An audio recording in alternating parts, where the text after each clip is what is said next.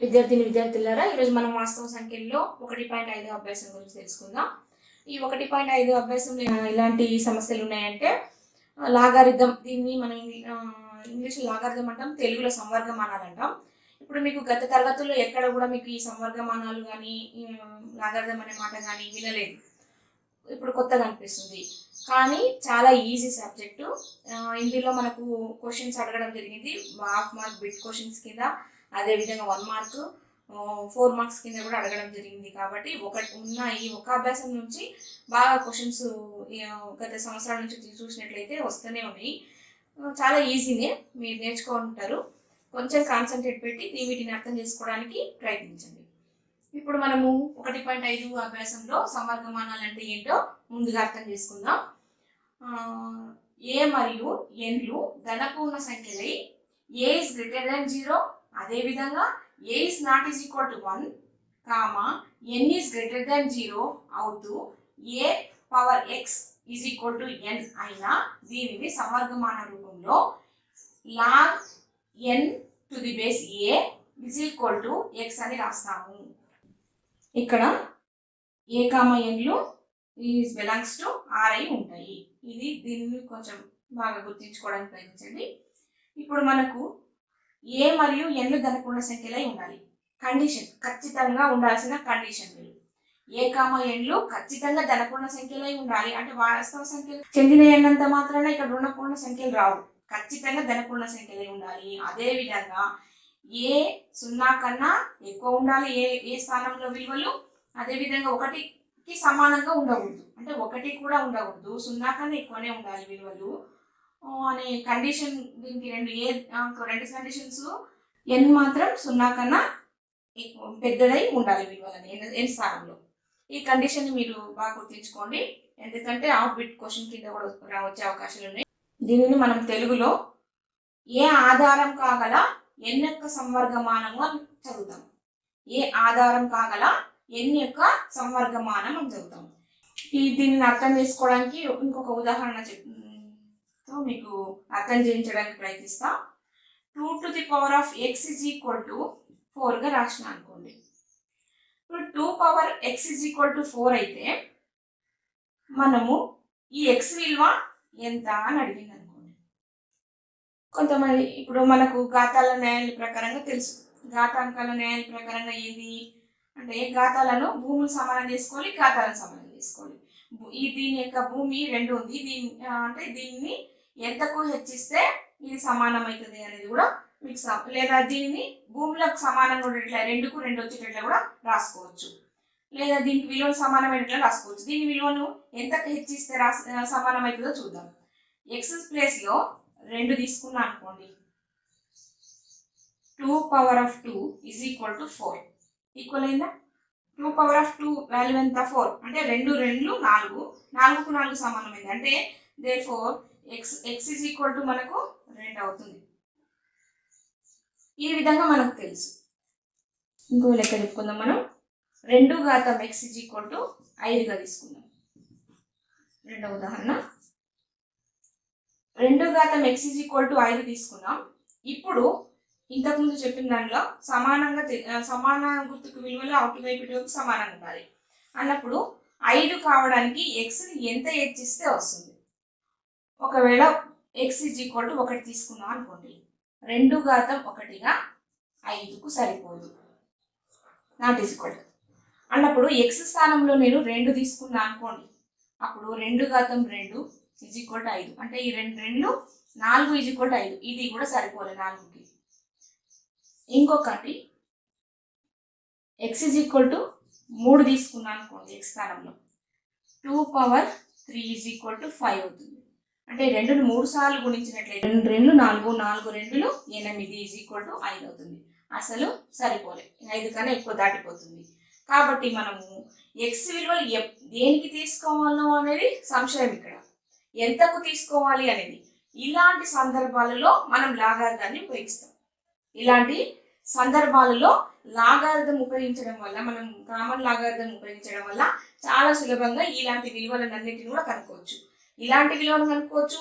ఇంతకుముందు నేను ఇంకో ఫస్ట్ ఎగ్జాంపుల్ చెప్పిన ఆ విలువను కూడా మనం కనుక్కోవచ్చు లాగారిథంలో. అది ఎలాగో ఇప్పుడు చూద్దాం. దీనికి ఒక ఫార్ములా రూల్ వస్తుంది, ఒక రూల్, ఒక కండిషన్, ఒక ఫార్ములా ఏమని అనుకోండి, ఆ విధానంలో మనం కనుక్కుంటాం.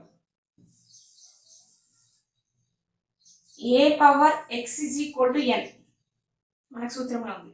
A power x is equal to n అయినా దీని యొక్క సమ్మర్గమానం ఏమవుతుంది,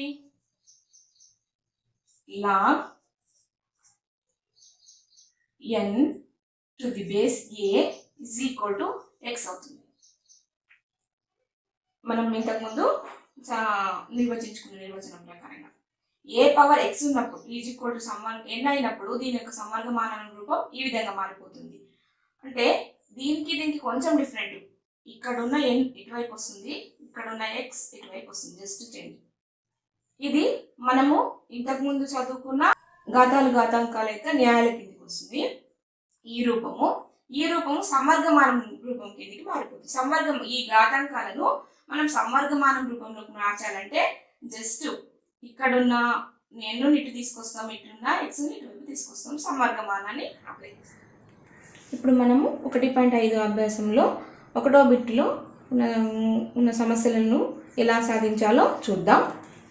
1వ బిట్లో మనకు క్రింది వాటి విలువలను కనుగొనండి అనే కామన్ క్వశ్చన్ అడగడం జరిగింది.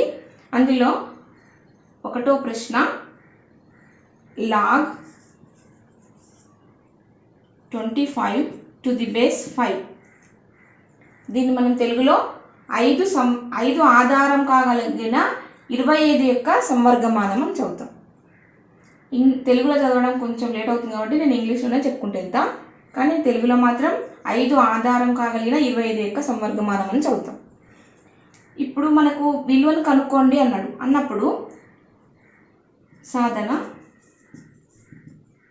Log 25 to the base 5 is equal to x అనుకుంటున్నాం. విలువను కనుక్కోండి అన్నప్పుడు మనకు సమ్మర్గమాన రూపంలో ఉంది. మీరు ఈ లెక్కను ఈ విధంగా సాధించాలి. ఈ సమ్మర్గమాన రూపంలో ఉన్నప్పుడు ఘాతాంక రూపంలోకి మార్చుకోవచ్చు. ఇంతక మనం చెప్పుకున్నాం కదా, ఘాతాంక రూపం నుంచి సమ్మర్గమానం రాసుకోవచ్చు, సమ్మర్గమానం నుంచి కూడా ఘాతాంకంగా రాసుకోవచ్చు. ఇవి రెండింటినీ గుర్తుంచుకోండి మీరు. ఈ రూపం అంటే సమ్మర్గమానం రూపంలో ఉన్నప్పుడు మనం ఏదైనా విలువను తెలుసుకోవాలి అన్నప్పుడు ఘాతాంక రూపంలోకి మార్చుకోవచ్చు. ఒకవేళ ఘాతాంక రూపం ఉన్నప్పుడు సమ్మర్గమానంలోనే విలువ వస్తుందంటే సమ్మర్గమానం రూపంలోకి 2 రకాలుగా గుర్తుపెట్టుకోవాలి మనం ఈ సూత్రాన్ని. మనకు సమ్మర్గమానం రూపంలో ఉంది కాబట్టి ఘాతాంక రూపంలోకి మార్చుకుందాం. ఘాతాంక రూపంలోకి మార్చుకోవాలంటే జస్ట్ ఇది ఇటు వస్తుంది, ఇది ఇటు వెళ్తుంది. సమ్మర్గమానాన్ని తీసేస్తాం. సమ్మర్గమానాన్ని తొలగించి మనం 5 ఘాతాంకం ఎక్స్ ఈజ్ ఈక్వల్ టు 25గా రాస్తున్నాం. ఓకేనా? Log n to the base a is equal to X రూపంలో ఉంది. Log 25 to the base a 5 is equal to X రూపంలో ఉంది అన్నప్పుడు ఇది లాగార్థం రూపంలో నుండి సాధారణ రూపంలో అంటే ఘాతాంక రూపంలోకి మార్చుకున్నాం. ఈ విధంగా మార్చుకున్నప్పుడు మనకు ఎక్స్ యొక్క విలువను భూములు సమానమైనప్పుడు ఘాతాంక న్యాయాల ప్రకారంగా ఘాతాలు కూడా సమానమని నిరూపించవచ్చు. ఘాతాలు సమానము అన్నప్పుడు మనం ఎక్స్ స్థానంలోనే హెచ్చించవచ్చు, లేదా ఇది భూమి 5 ఉంది కాబట్టి 25ని కూడా భూమి 5 వచ్చేటట్లు రాసుకోవచ్చు. అంటే భూమి 5 వచ్చేటట్టు రాసుకుందాం. 5 ఘాతాంకం ఎక్స్ ఈజ్ ఈక్వల్ టు 25ని ఏ విధంగా రాసుకోవచ్చు? 5 యొక్క టేబుల్లో ఎప్పుడు అవుతుంది? 5 5 25, అంటే 5ను 2 సార్లు గుణిస్తే 25 వస్తుంది మనకు. ఇప్పుడు ఘాతాంకాల న్యాయాల ప్రకారంగా భూములు 2 సమానమైనవి కాబట్టి భూములు సమానమైనప్పుడు ఘాతాలను కూడా సమానం చేస్తాం. భూములను వదిలేస్తున్నాం, సమానమైన కాబట్టి ఘాతాలు ఇక్కడ సమానంగా అయిపోతుంది అన్నప్పుడు ఎక్స్ ఈజ్ ఈక్వల్ టు మనకు 2 రావడం మీరు ఇక్కడ చూడవచ్చు. ఈ ఎక్స్ యొక్క విలువను ఈ విధంగా భూములను సమానం చేసి కనుక్కోవచ్చు. ఇంకొక పద్ధతి ఈజీగా అర్థం కావడానికి ఇంకో విధంగా గుర్తుంచుకోండి. ఈ ఎక్స్ యొక్క అంటే ఎంత హెచ్చిస్తే 25కి ఇది సమానం అవుతుందని కూడా తెలుసుకోవచ్చు. అది చూద్దాం. ఇప్పుడు ఎక్స్ ఈజ్ ఈక్వల్ టు 1 తీసుకుంటున్నాను నేను. 5 ఘాతాంకం ఎక్స్ ఈజ్ ఈక్వల్ టు 25కి అప్లై చేస్తున్నా. ఎక్స్ స్థానంలో ఎంత రాయాలి? 1 ఈజ్ ఈక్వల్ టు 25. 5ను ఒకసారి అంటే 5 ఒకట్లు 5, కాబట్టి 25కి సమానం కాలేదు. 25కి సమానం కాలేదు ఉన్న విలువ. ఇప్పుడు మనము అదే x = 2 తీసుకుంటున్నాం. నెక్స్ట్ 5 యొక్క ఘాతాంకం x ఉంది కదా, ఆ x స్థానంలో మనము 2 రాస్తున్నాం. = 25 అదే విధంగా ఉంటుంది. 5ను 2 సార్లు అంటే 5 × 5, 5 5లు 25, ఇటువైపు 25 సమానమైంది. అంటే ఎప్పుడు x = 2 తీసుకున్నప్పుడు మనకు విలువలు సమానంగా వచ్చినాయి. ఈ విధంగా అంటే ఇక్కడ చూసినా x = 2 వచ్చింది, ఈ రకంగా చేసినా మనకు x = 2 రావడం జరిగింది. అంటే మీరు 2 పద్ధతుల్లో ఏదైనా ఒకదాన్ని గుర్తుంచుకోండి. భూముల్ని సమానం చేయొచ్చు, ఘాతాలను సమానం చేయొచ్చు. ఈ పద్ధతిలో ఘాతాంకాన్ని ఎంత హెచ్చిస్తే సమానం అవుతుందో అనేది చూసుకుంటూ పోవచ్చు. ఈ రెండవ పద్ధతిలో మీకు ఏది సులభంగా అంటే అది ఫాలో అవ్వండి. తర్వాత ఇంకొక లెక్క చేద్దాం. రెండవ లెక్క అర్థం చేసుకోండి, ట్రై చేయండి. log 3 to the base 81. రెండవ లెక్క log 3 to the base 81 అంటే log 3 81 ఆధారం కాగలిగిన 3 యొక్క సంవర్గమానం కనుక్కోవాలి మనకు. ఇప్పుడు మనము దీన్ని ఏమనుకుంటాం, సాధారణంగా log 3 to the base 81 = x అనుకుందాం. x అనుకున్నప్పుడు మళ్ళీ సంవర్గమాన రూపంలో ఉంది కదా, దీన్ని ఏ రూపంలోకి మార్చుకోవాలి, ఘాతాంక రూపంలోకి మార్చుకోవాలి. ఘాతాంక రూపంలోకి మార్చుకోవాలంటే ఏం చేయాలి, ఇది ఇటువైపు వెళ్తుంది, ఇది ఇటువైపు వస్తుంది, సంవర్గమానం తొలగించబడుతుంది. ఇప్పుడు 81 ఘాతాంకం x = 3గా మారిపోతుంది. ఈ విధానంలో వచ్చినప్పుడు కొంచెం గుర్తించండి. అంటే మొదటి లెక్కకు 2 రకాలుగా చేయొచ్చు మనం. అంటే రెండవ పద్ధతి ఎంత హెచ్చిస్తే వస్తుంది 3కి సమానము, అంటే అక్కడ 5కి సమానం ఎంత హెచ్చిస్తే వస్తుంది అనేది ఉంది కదా, ఆ పద్ధతి ఇక్కడ యూజ్ అవుతుంది. అందుకే 2 పద్ధతులు చెప్పడం జరిగింది మొదటి లెక్కకు. ఇప్పుడు రెండో రూపంలో చెప్పిన ఎంత హెచ్చిస్తే మనకు ఈ యుద్ధంలో ఉన్న అంటే అటువైపు ఉన్న దానికి సమానమైన విలువ వస్తుంది అన్నప్పుడు మనం 3ని 81గా మార్చలేము, చిన్నదాన్ని పెద్దదానిలోకి మార్చలేము. పెద్దదాని విలువను చిన్నదానిలోకి మార్చుకోవచ్చు. ఇప్పుడు 81కి మనకు తెలిసిన పద్ధతి కసాగు తీద్దాం.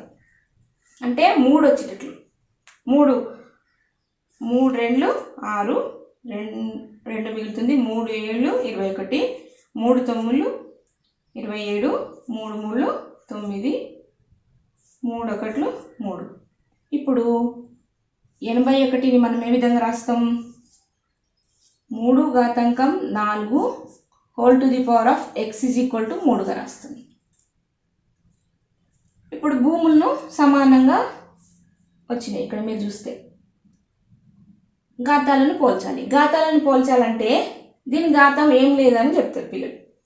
అంటే దీని ఘాతం ఉందా, 1 ఉంటుంది.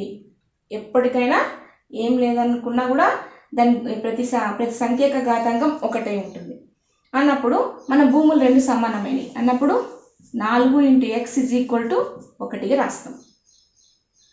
ఇప్పుడు x విలువ రాలే, ఇంకా x దేర్ఫోర్ ఇది గుణిజం ఉంది, అటువైపు పోతే భాగహారంగా మారిపోతుంది.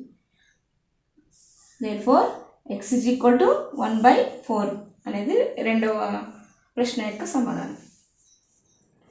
మనము ఇప్పుడు వీటితో పాటు కొన్ని ఇంపార్టెంట్ పాయింట్స్ తెలుసుకుందాం. ఎందుకంటే హాఫ్ మార్క్ బిట్ కింద ప్రతిసారి ఆబ్జెక్ట్ టైప్లో అడగడం జరిగింది. బుక్లో మన వివరంగా లేదు, కానీ నేను మీకు అందించాలనుకుంటున్నా. ఈ విషయాన్ని కొంచెం జాగ్రత్తగా వినండి. మనకు ఫస్ట్ పాయింట్ చెప్తున్నా, ఏదైనా ఒక సంఖ్య యొక్క ఘాతాంకం మనకు తెలుసు a⁴ 0 = 1 అని ఘాతాంకాల న్యాయం ప్రకారం. ఏ స్థానంలో మనం ఏదో కొన్ని సంఖ్యలతోన చెప్పుకుందాం.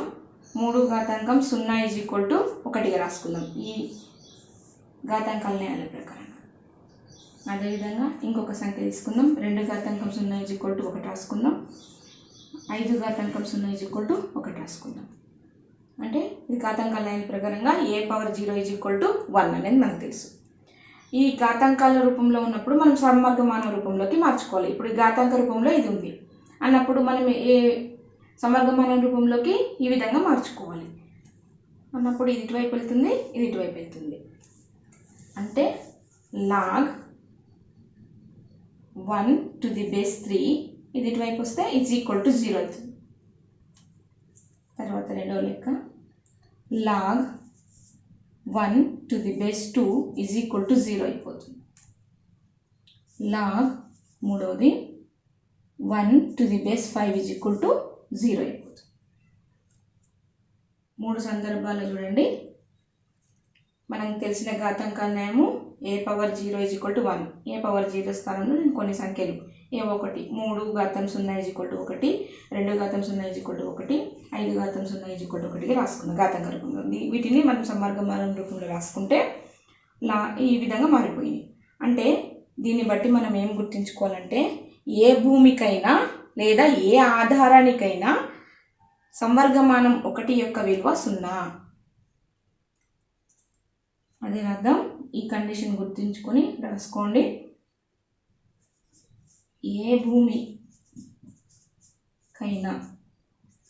భూమి అంటాం లేదా ఆధారం అంటాం, ఆధారానికి కైనా సంవర్గమానం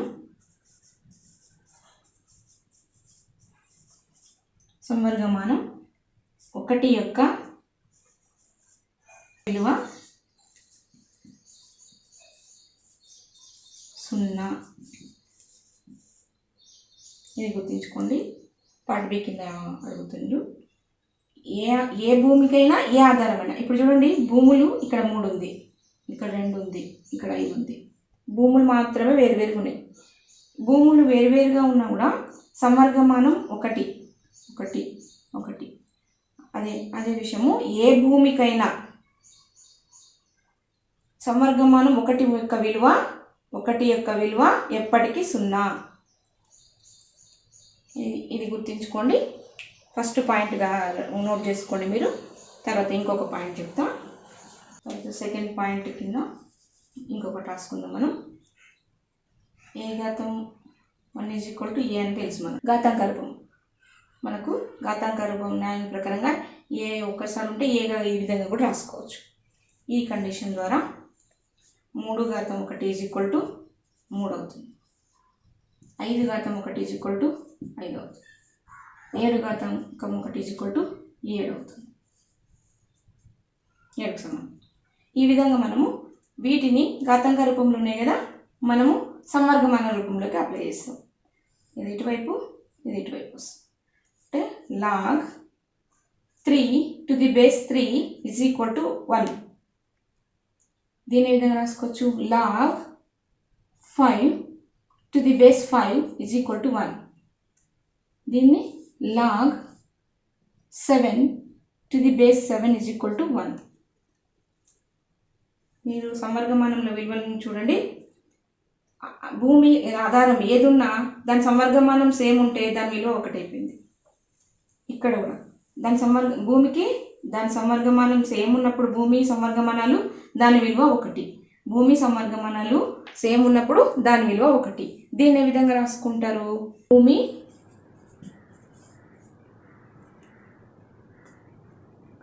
సంవర్గమానం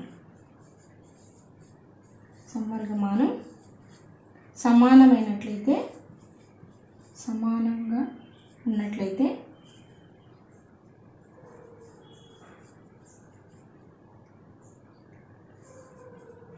అయితే దాని విలువ 1కి సమానం అనేది మీ సెకండ్ పాయింట్ కింద గుర్తుంచుకోవచ్చు. దీని విధంగా రాసుకోవచ్చు. భూమి లేదా దీన్ని మనం ఆధారం అంటాం. భూమి లేక ఆధారము సంవర్గమానము సమానంగా ఉన్నట్లయితే దాని విలువ ఎప్పటికీ 1కి సమానము. ఇక్కడ గమనించండి, భూమి సమవర్గమానం సేమ్ విలువ అయినప్పుడు దాని విలువ ఎంత వచ్చింది? 1 రావడం జరిగింది. కాబట్టి ఈ విధంగా మీరు గుర్తుంచుకోండి సెకండ్ పాయింట్ని. తర్వాత మూడో పాయింట్ ఇందులో ఇంకొకటి ఇంపార్టెంట్ అయింది. ఇప్పుడు మనం మూడో పాయింట్ని అర్థం చేసుకోవడం ప్రయత్నిద్దాం. ఇది కూడా important. log 64 to the base 2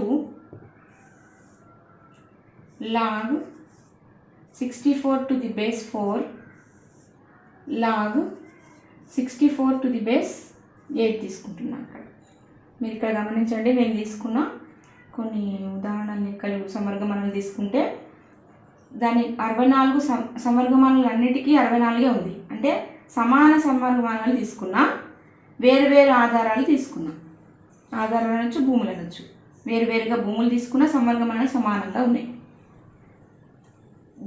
దీని ద్వారా మనం ఒక మెయిన్ పాయింట్ని గుర్తుంచుకుందాం. ఇప్పుడు మనకు సమర్గమానం రూపంలో ఇచ్చినప్పుడు దాన్ని ఘాతాంక రూపంలోకి మార్చుకోవచ్చు.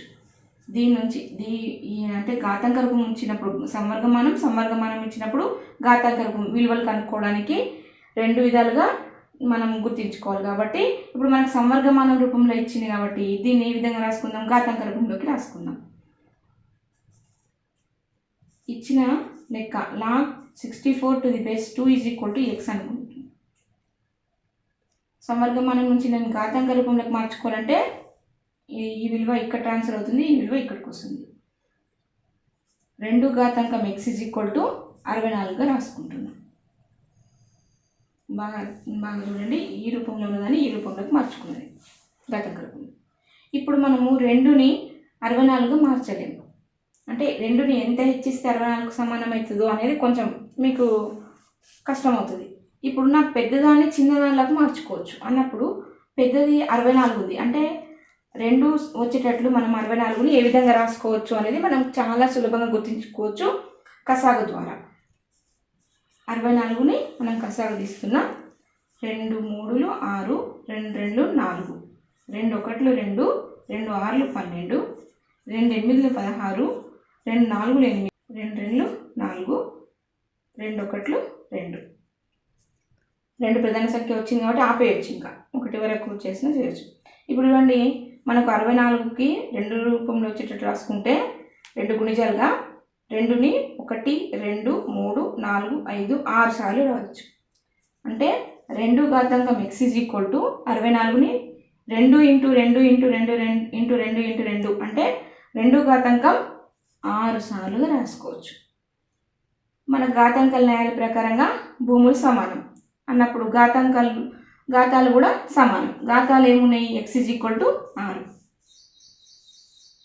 ఇది మొదటి x విలువ. రెండవ సందర్భంలో x విలువ కనుక్కుందాం.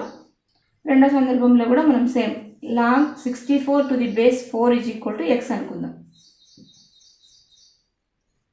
ఇప్పుడు మనకు సమర్గమానం మార్చాలంటే ఇది ఇటు వరకు వస్తుంది. అంటే 4 ఘాతాంకం x is equal to 64. 4 ఘాతాంకం x is equal to 64. ఇప్పుడు ఇక్కడ ఇదే సందర్భం అంటే 4ని మనం 64గా ఎన్నిసార్లు హెచ్చించాలో కొంచెం కన్ఫ్యూజన్. కాబట్టి 64ని 4 వచ్చేటట్లా మనం మళ్ళీ కసాగు ద్వారా కనుక్కోవచ్చు. 64కు 4 వచ్చే విధంగా కసాగు తీద్దాం. 4 గుణిజాలు వచ్చే విధంగా 4 1లు 4, 4 6లు 24, 4 4లు 16, 4 1లు 4. అంటే 4 ఘాతం x is equal to 64ని ఏ విధంగా రాసుకోవచ్చు, 4 × 4 × 4 అంటే 4ని 3 సార్లు 4 ఘాతాంకం 3గా రాసుకోవచ్చు. 4x is equal to 4 ఘాతాంకం 3గా. ఈ సందర్భంలో కూడా మనకు భూములు సమానంగా అయినాయి కాబట్టి ఘాతాలను సమానం చేస్తున్నాం ఘాతాంక న్యాయాల ప్రకారంగా. అంటే x is equal to 3గా అయిపోతుంది. అంటే x విలువ 3 వచ్చింది రెండవ సందర్భంలో. తర్వాత మూడవ సందర్భం చూసుకుందాం.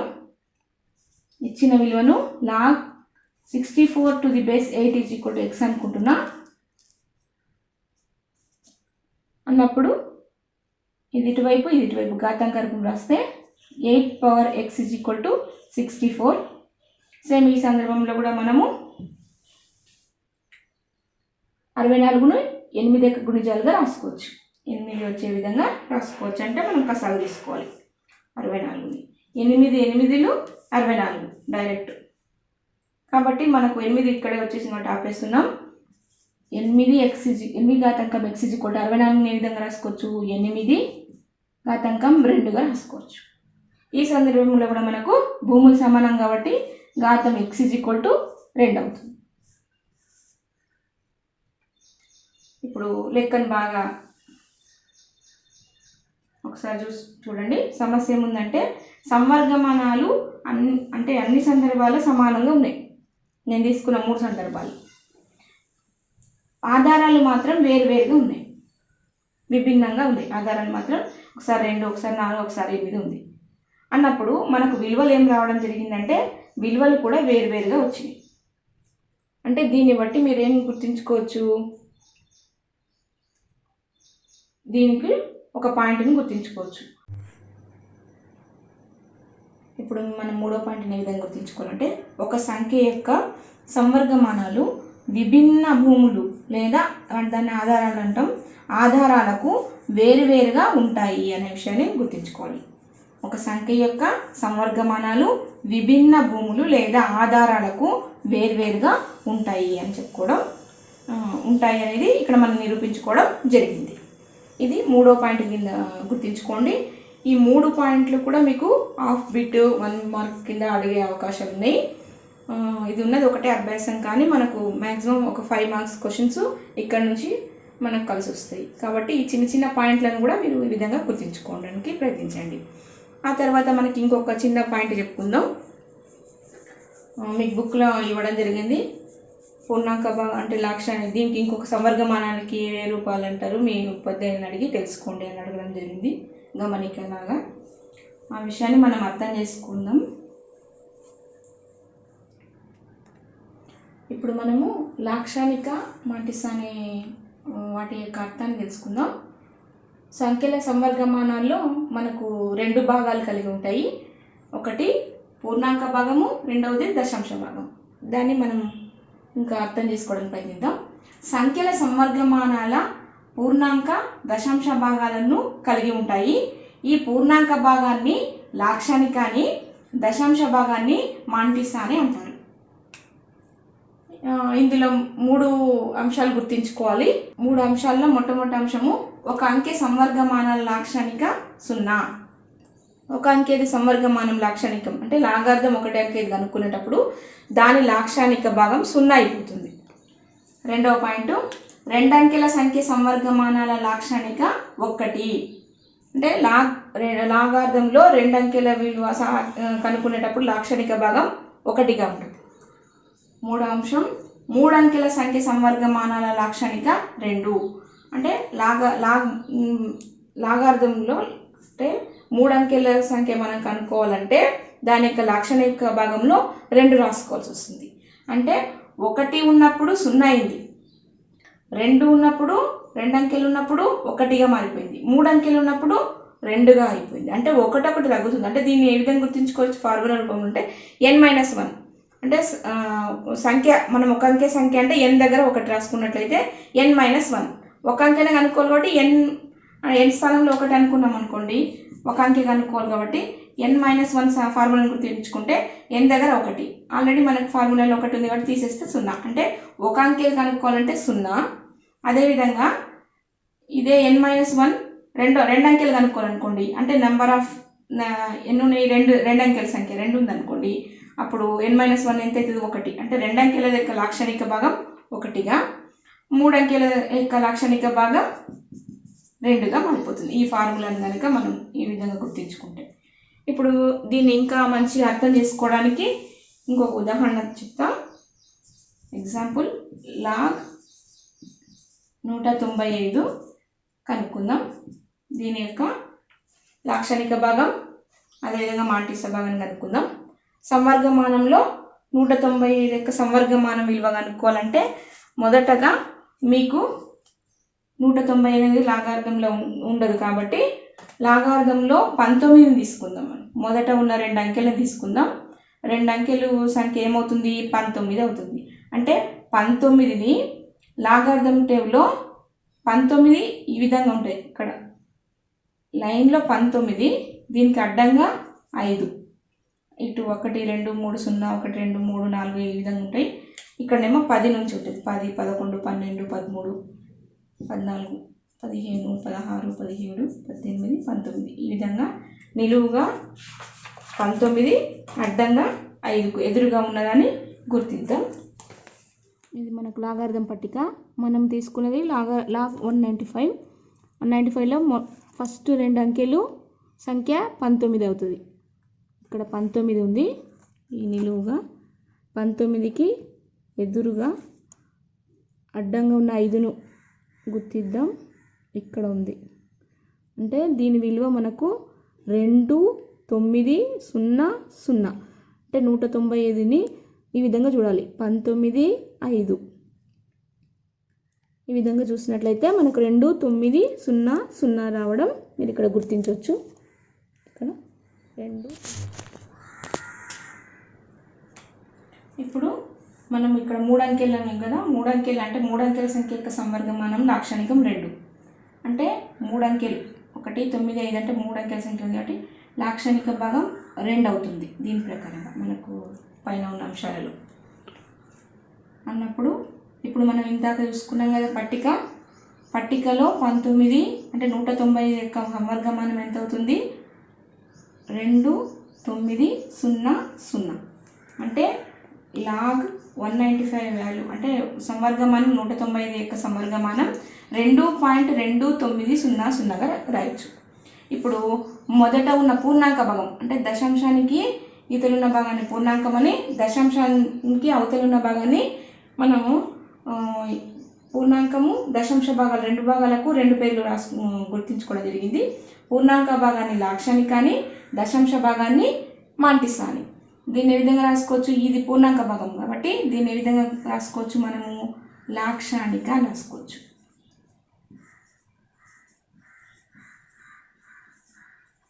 ఈ భాగాన్ని పాయింట్ తర్వాత వచ్చే భాగాలు ఇవన్నీ కూడా దశాంశ భాగాలు కాబట్టి దశాంశ భాగాలని మనం మాంటిస్సా అంటాం.